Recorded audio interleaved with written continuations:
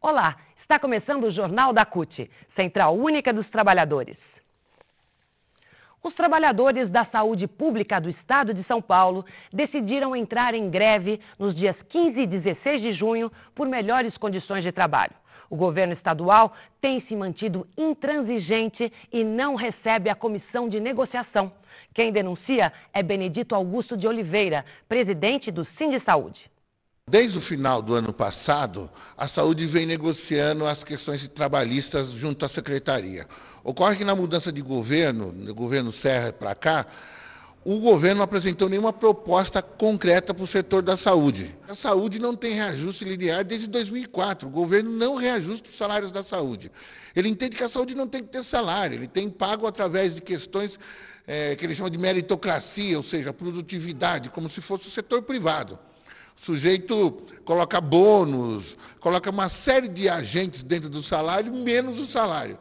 E isso causa dano à assistência, porque o trabalhador acaba triplicando a sua jornada de trabalho para conseguir ter os seus vencimentos. A nossa paralisação, ela está em todo o estado de São Paulo. Acabei de receber agora um telefonema de Sorocaba, mas me parece que Lins, Assis, Hospital Regional de Assis, Hospital Regional de Osasco, vários locais aqui, Baixada Santista, o Hospital Guilherme Álvaro, vários hospitais, e estão chegando aqui as notícias aqui na sede, estão paralisando, e quando não, fazendo atos na frente, né, porque às vezes não tem condições de paralisar, mas estão fazendo atos para adesão da nossa movimentação aqui no estado de São Paulo.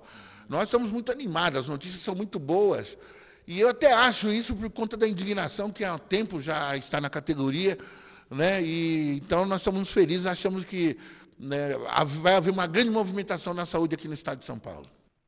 Em Minas, 2.000 servidores da saúde protestaram contra o governo na manhã de ontem. No dia 22, haverá assembleia e a categoria poderá decidir pela greve por tempo indeterminado. Trabalhadores em educação e policiais civis também paralisaram as atividades. Sexta-feira, dia 17, em Brasília, será aberto o segundo encontro nacional dos blogueiros progressistas. O evento contará com a participação do ex-presidente Lula e do ministro das Comunicações, Paulo Bernardo. O primeiro encontro ocorreu em 2010, em São Paulo, e foi um momento histórico de organização dos blogueiros e da mídia independente. Esse espaço virtual já mostrou a sua força em diferentes momentos da história política recente. Tem construído um espaço de democratização da comunicação no Brasil de forma real. E com esse encontro, eu acho que a gente amplia essas articulações na rede. Ou seja, esse encontro tem um recorte, são os blogueiros progressistas, aqueles que identificam com um tipo de pensamento político, ou seja, que defendem a democracia, que defendem a democratização das comunicações, que são contrários, por exemplo, à pena de morte, que defendem os direitos humanos, que acham que segurança pública não é só caso de polícia. São blogueiros que têm uma linha de pensamento que os define como progressistas, que é uma pergunta recorrente. E nesse espaço que a gente vai estar articulando, eu acho que vai poder se discutir muitas alternativas, inclusive do ponto de vista não só da internet, mas de um projeto de sociedade que pode vir a ser mais interessante para todos. Neste segundo encontro, os participantes discutirão a democratização dos meios de comunicação, o Plano Nacional de Banda Larga e o novo marco regulatório para as comunicações no Brasil. A CUT estará ativamente presente neste encontro. O presidente da Central, Arthur Henrique, participará da mesa de debates O Sindicalismo na Era da Internet, que acontece neste sábado, dia 18. O encontro contará também com a presença de Rosane Bertotti, secretária nacional de comunicação da CUT. Você pode acompanhar a transmissão do evento através do portal da CUT, www.cut.org.br. Na segunda-feira, dia 13, o Coletivo Nacional de Juventude da CUT se reuniu em São Paulo. Educação, mercado de trabalho e conjuntura socioeconômica foram assuntos debatidos por todos os participantes. O Jornal da CUT foi ver de perto. Esse encontro, ele está acontecendo num momento muito especial para a gente, porque esse ano é um ano principalmente de conferências, a segunda Conferência Nacional da Juventude, chamada pelo governo federal. Nós temos também a primeira conferência sobre emprego e trabalho decente, e esses são temas que dialogam diretamente com as especificidades da juventude trabalhadora. Então, a gente precisa, o objetivo central desse encontro é que todos os secretários e secretárias tenham a mesma compreensão da importância dessas conferências na vida do jovem. De que forma que essas conferências vão impactar diretamente na vida do jovem e da jovem trabalhadora. Então, a gente precisa nivelar as informações entre os secretários e as secretárias estaduais para a gente poder intervir nos municípios, nos estados com uma qualidade, principalmente com a nossa centralidade, que é o tema do mundo do trabalho. Nosso Coletivo Nacional de Juventude tem uma tarefa importante no próximo período, que é, além de analisar a conjuntura atual, os principais desafios que a juventude brasileira tem em termos de políticas públicas, no debate sobre a educação, no debate sobre a ousadia que faz parte dessa juventude cutista, para que a gente possa, inclusive, debater a preparação da intervenção da juventude, dos nossos jovens, no mercado de trabalho, no debate sobre a Rio+20 do ano que vem, que tem a ver com toda a discussão sobre desenvolvimento sustentável, meio ambiente, e principalmente estabelecer, quando eu falo de ousadia, estabelecer a necessária discussão com a juventude cutista para aprimorar as formas de participação da juventude na política brasileira. Bom, a CUT tem aí o privilégio de estar sempre reunindo a galera, a juventude cutista, para estar discutindo os temas do cenário nacional. Nós temos aí o Arthur, que está dando uma análise conjuntural em relação ao governo atualmente, das políticas que estão sendo desenvolvidas e o de quanto nós temos aí de investimento no mundo do trabalho e principalmente no que diz respeito à juventude. E isso é um passo importante para o país, um país que vinha aí há anos truncado e que nos últimos 10 anos dá uma alavancada nesse setor, principalmente no que tange à juventude. E a CUT, empenhada em estar fazendo essa discussão, promove esse evento que reúne a juventude cutista para fazer a discussão sobre o país. Então, acho que esse já é um grande movimento que a CUT faz em direção à discussão nacional, ao que se diz de análise de conjuntura, ao que se diz de empenho mesmo em fazer a diferença nesse espaço. Colocar a juventude antenada à frente das questões que estão acontecendo no mundo do trabalho, em relação ao trabalho formal e informal, já é um grande avanço no que diz respeito a toda essa mudança que nós estamos tendo. Como não poderia deixar de ser no encontro com a juventude, a educação teve um destaque especial. Um dos participantes foi o vice-presidente da UNE, Tiago Ventura. A opinião da UNE, é isso que nós vamos apresentar aqui no nosso debate com a juventude da CUT, e é o que nós já apresentamos em outras discussões que nós já fizemos com a própria Central, é de que o plano ele apresenta aspectos positivos, ele tem no seu centro um eixo fundamental, que é o de fortalecimento do setor público, mas ele ainda é um plano tímido diante dos desafios da educação brasileira. O plano foi o projeto de lei que mais recebeu emenda na história do Congresso Federal, foram 2.059 emendas, a UNE apresentou 62 emendas, dialogada com o movimento educacional, com outros setores e com centros acadêmicos, diretores acadêmicos do movimento estudantil, emendas para melhorar o Plano Nacional de Educação.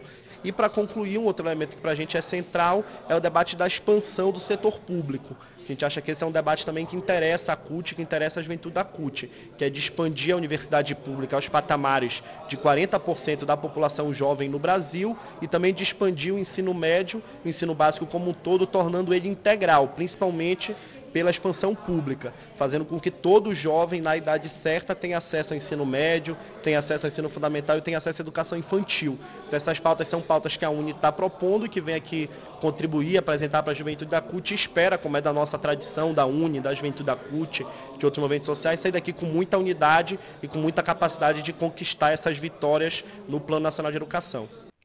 O Plano Nacional de Educação, um dos temas abordados pelo coletivo, está parado no Congresso.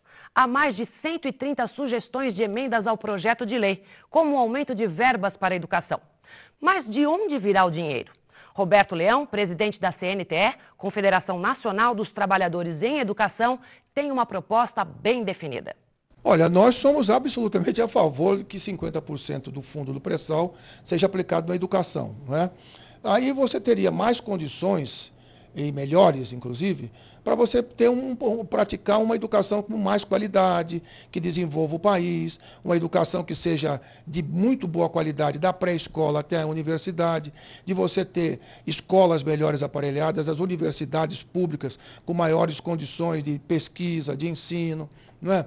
É importante para tirar o país do atraso que ele está. Nós não podemos nos desenvolvermos plenamente se nós temos que ficar importando tecnologia, pagando royalties para usar a tecnologia aqui dentro.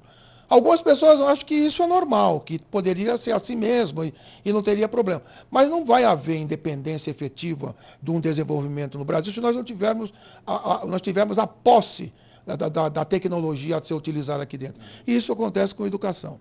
É necessário que se aplique muito dinheiro. A educação não pode ser feita com centavo. A educação tem que ser feita com muito dinheiro. E para tirar o país do atraso de 500 anos, em que pese os esforços feitos no último governo, no sentido de mudar algumas coisas da educação que foram importantes, é preciso que se diga que precisa de muito investimento. O Brasil gasta a mesma coisa hoje que os países desenvolvidos gastam. Mas por que então na educação no Brasil tem esses problemas todos? Você precisa lembrar que, com certeza, os países desenvolvidos hoje que gastam quanto o Brasil, na época que tinha uma educação na mesma situação que o Brasil, gastaram muito mais. A Coreia, por exemplo, e eu não advogo o modelo coreano de ensino, acho que não se aplica no Brasil, é outra história, outra cultura. Teve momentos da Coreia gastar 14% do PIB na educação. Então, essas comparações terminam buscando argumento para justificar o seguinte: a educação não é boa porque o professor é ruim, porque o funcionário não presta, porque a escola... Enfim, joga a culpa lá na ponta, porque os alunos são isso. Não é isso.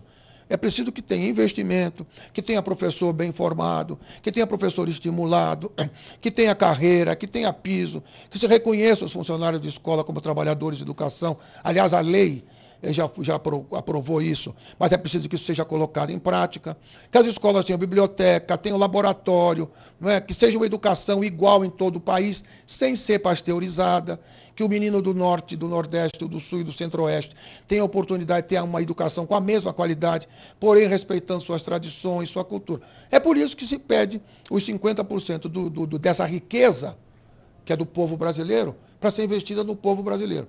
E eu acho que, se não o maior, mas um grande investimento, não é? E eu vou dizer, o maior investimento que se pode ter é investir isso na educação pública. A CUT tem feito campanhas pela humanização no atendimento na área das perícias médicas. As reclamações são muitas em todo o país e muitos trabalhadores estão sendo prejudicados. Quem comenta é Dari Beck Filho, da Executiva Nacional da CUT. Hoje a gente tem um problema sério com a perícia do INSS por conta da falta de compreensão do perito de que a pessoa que vem à agência, ela vem à procura de um direito, né? E ela tem o direito ao auxílio-doença, tem o direito ao auxílio acidentário, e normalmente a impressão que os peritos têm é que vem ali alguém que vai virar um custo para a Previdência, certo?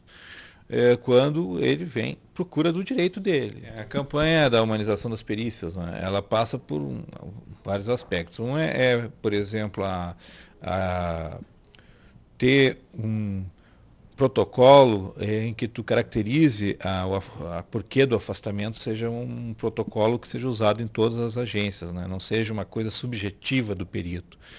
Que seja considerado o laudo que vem do médico assistente na hora de tu prever o tempo de afastamento, né? E que, se não for levado em consideração, essa justificativa seja feita por escrito, seja feita de forma... quando não dado acesso, quando ao direito do trabalhador, por exemplo, a um benefício acidentário, seja justificado isso por escrito pelo perito. Que hoje tu nega o acesso, diz que ele não tem direito ao benefício acidentário, que dá direito à estabilidade, e não diz por quê, não justifica, não tem... Então, até na hora de tu, por exemplo, tentar administrativamente mudar essa decisão, tu não tem nem de onde começar, porque não existe justificativa, né? Então, mais ou menos algumas questões que a gente coloca nesse sentido. Então, esse protocolo, né? A questão do médico assistente, a questão da justificativa técnica ser considerada, que uma visão de que ali tu tem um beneficiário que é portador de um direito, né, que deve ser levado em consideração. A CUT-DF, junto com o Movimento de Mulheres do Distrito Federal, realizou um ato nesta terça-feira, dia 14. Um manifesto foi entregue a parlamentares exigindo igualdade de tratamento para os gêneros na reforma política que está em discussão no Congresso Nacional. Após semanas de mobilização, os rodoviários do Distrito Federal conquistaram um reajuste de 8%.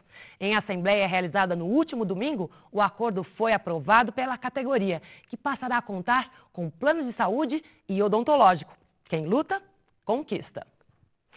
Termina hoje, dia 16, o processo eleitoral do Sindicato dos Bancários de São Paulo, Osasco e região, que começou na segunda-feira. São mais de 130 mil bancários na base do maior sindicato da categoria no país. A apuração dos votos será feita a partir das 19 horas de hoje, quinta-feira. E o Jornal da CUT fica por aqui. Até a nossa próxima edição.